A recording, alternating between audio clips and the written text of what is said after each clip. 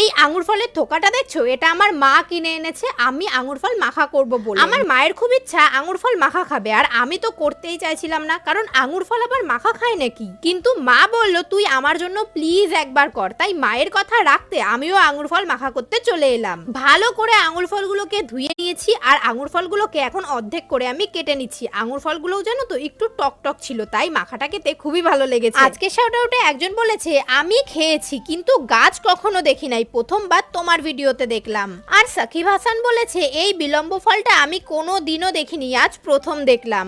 যাই হোক, কি আর করা যাবে। এদিকে আঙুর ফল মাখাতে আমি গন্ধরাজ লেবু পাতা, অল্প লবণ, চিনি আর অল্প একটু ঝালের জন্য কাঁচা লঙ্কা, কাসুন্দি দিয়ে ভালো করে মেখে নিলাম। এবার তোমাদের মন থেকে একটা কথা বলি, আমি ভাবছিলাম আঙুর ফল মাখা সেটা আবার কিরকম হবে, কিন্তু এটা দারুণ হয়েছিল খেতে। টকটক আঙুর ফল বাড়িতে আনলে এভাবে মাখা করে খেও, সত্যি ভালো লাগে। হ্যাঁ, মাকেও দিয়েছি। চলো আজকের মতো টাটা।